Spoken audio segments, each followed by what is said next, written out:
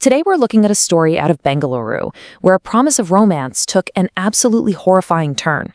This is a case where a marriage proposal was used as a cover for a meticulously planned murder. It's a really chilling question, isn't it?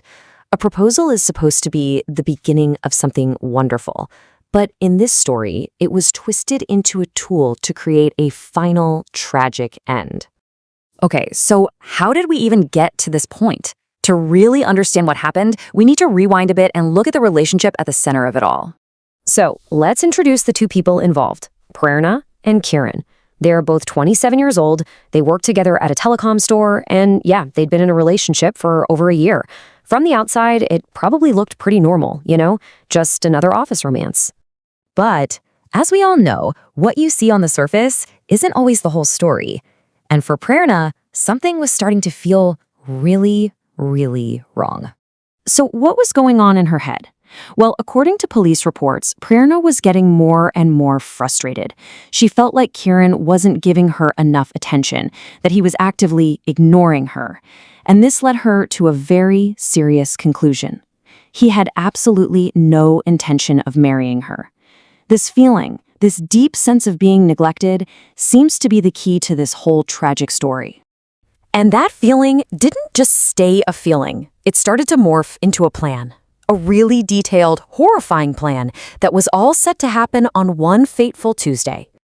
It all kicked off with a simple invitation. Prerna asked Kiran to come over to her place. But here's the first major red flag. She made absolutely sure that no one else would be home. Her mother, her brother, they were out. She needed to be alone with him. And this was the bait. She framed the whole thing as something romantic and exciting, a unique, new-age proposal. She painted this picture of a happy, memorable moment, a promise she had zero intention of actually keeping. Then she started this series of steps. Each one, you realize in hindsight, was designed to put him in a completely helpless position. First, she blindfolded him. Then, she had him sit in a chair.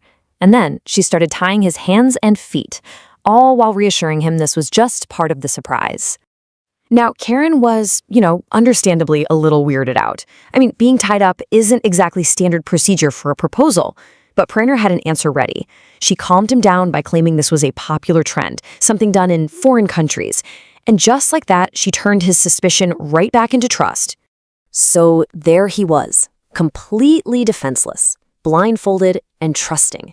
He was just waiting, expecting one of the happiest moments of his life. This was the absolute peak of her deception. But what came next wasn't a declaration of love. It was an act of pure, shocking violence. I mean, this slide says it all, doesn't it? The expectation was romance, a future. The reality was a container of flammable liquid that Prerna had already prepared. With Kiran tied down, unable to see or defend himself, she poured the liquid all over him and set him on fire. And if that wasn't horrific enough, get this. Police say she filmed it.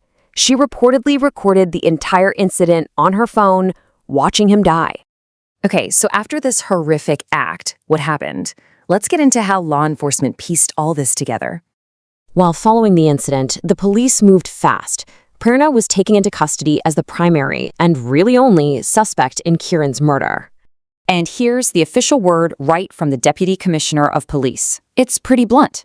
We took the woman into custody, and after questioning her, we have established that she set the man on fire and killed him. They were in a relationship and she felt he was ignoring her. Just straight to the point. The core motive, right there. So it all circles back to this one single powerful emotion. The feeling of being completely and utterly ignored. When you break it down, the motive established by the investigation rests completely on her perception of neglect. She felt ignored. She decided that meant he would never marry her, and her response to that feeling was this horrific, premeditated act of violence.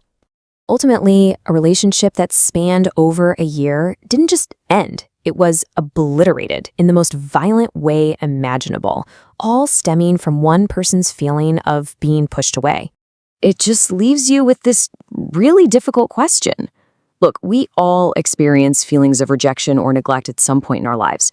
But what happens when those feelings aren't channeled into a conversation or a breakup, but into violence?